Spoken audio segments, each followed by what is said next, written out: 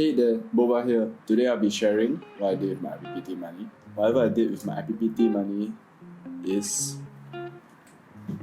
represented by this box. Basically, I built a desktop to make videos and just to have a nice workstation for me to do my work on. Because running on a Surface Pro alone, if you have watched my video, it's not the best, it's not durable enough, and it's not enough power for me to edit videos at the same time. So by building this desktop, I hope that I'll be able to create better videos for you.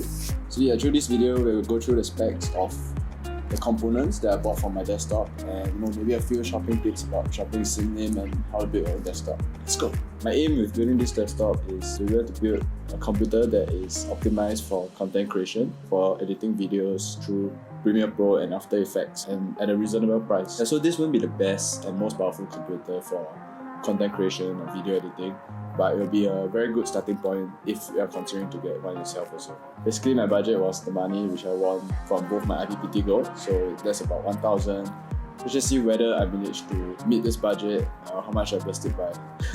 Let's start off with the CPU and GPU. So the factors that you need to consider when you're purchasing a CPU for content creation or video production is good processing speed and a good number of cores as well. For me, I decided to get the AMD Ryzen 5600X. This is one of the latest CPU that they have produced, and its performance rival that of Intel's top range processors as well. The factors that you need to consider when you want to get a good GPU for content creation or video editing is that you need a VRAM at least 4GB. The more the better. And if you're using Premiere Pro or Adobe products, apparently the NVIDIA CUDA cores have a better performance with the Adobe product. I got the NVIDIA GeForce 1660 Super, manufactured by EVGA. Generally, any brand names like NVIDIA, Zotac, or even EVGA should work fine. I think you got to consider as well as the number of fans. The one I got is 2 fans because my brother advised me that 1 fan is too little and 3 fans is a bit too big. Actually, just before I built my desktop, my brother built his, and I was quite lucky to have his advice. So just want to thank my brother as well for helping out. So with regards to the CUDA cores that I mentioned just now, I read somewhere that generally any number that is above 1,000 is good. So I think mine is slightly above 1,000. Yeah, that's fine. I hope. So when it comes to your CPU and GPU, the processing speed, the VRAM, the CUDA cores, all this come more into play if you're looking at like rendering, 3D rendering, and maybe higher definition videos like 4K and 6K videos. But for me, I'm mainly doing a lot of normal video stitching, maybe exporting to 4K and max. So far, these two have worked fine for me. Let's talk about the RAM for now. I got this Vulcan T-Force 2x16GB RAM. That means my RAM is 32GB. So other than the memory capacity of the RAM, you also have to consider the frequency of the RAM. So this is like how fast your computer accesses the RAM to write and erase. If I remember correctly, any RAM around 3200 is good enough. That's exactly what I got here. Generally, what frequency of RAM is good will be determined by your motherboard, which is what I'm going to touch on next. For my motherboard, I got a Phantom Gaming 4. What the motherboard does is connects all these components together. Actually, I wasn't planning to get this motherboard at first. I was planning to get the MSI Mota B550M motherboard. However, it was too expensive because when I got my CPU, it was very short in supply. That means the price is quite expensive lah. So I decided to get this Phantom Gaming 4 motherboard because there were some people recommending it and it's quite value for money as well. When you get your CPU, generally you should get it as a combo with your motherboard. A lot of physical stores sell it as a combo, so I bought mine like that. We'll touch on the cost real soon.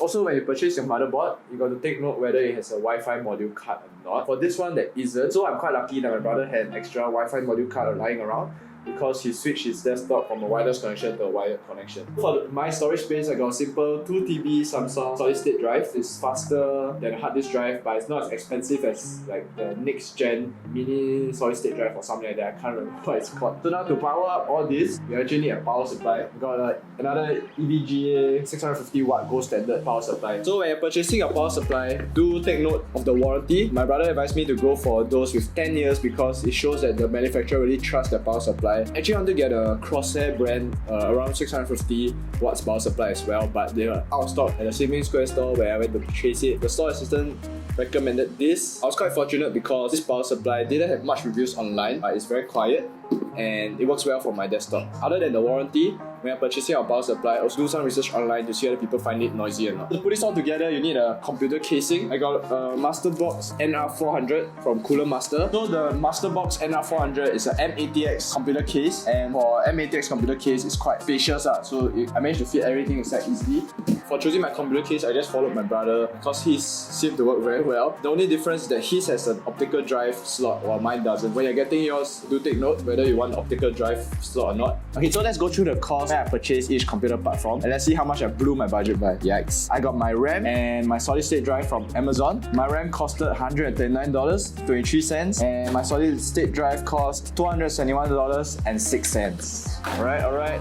Still within budget. So far so good. This part is the part where I blow my budget. So this combo, Vulcan Gaming 4 and AMD Ryzen 5600X combo, I got it for $756. I think I'm very near blowing my budget. I busted already. I'll do the math as I edit the video. So I bought this from Sim Lim Square from Bisgram. They were the only store that have this, even though other stores were like marketing it on their flyers and stuff. So I'll touch on that later on some tips to shop at Sim Lim Square. So moving on, I bought my computer case, my power supply, and my GPU from Dynacore from Sim Lim Square also. So my GPU costed $359. My CoolerMaster computer casing cost about $79. My power supply unit cost $151. The total cost of all this was $1,755.29. I bust my budget by $700 plus. And if you look at my computer, I actually have two screens. One of them is a Samsung screen I bought from a while back, so I didn't really include it in the cost. The other one is a Prism Plus screen that I got for $50 because I managed to redeem it as a Grab reward. That means total I spent about $1,805.29 on this whole setup. And is it worth it? I think it is very worth it. So far I've edited like 2 videos with it, so much faster and smoother than my Surface, and I can export it in 4K as well. That's all for this video. I'm like $800 down to build a desktop to edit better videos for you. I'm not sure how I'm going to make back this $800 exactly, but it's always fun to edit videos for you. So subscribe and like from you will actually go a long way. Smash those buttons, man. Thanks for watching. Bye.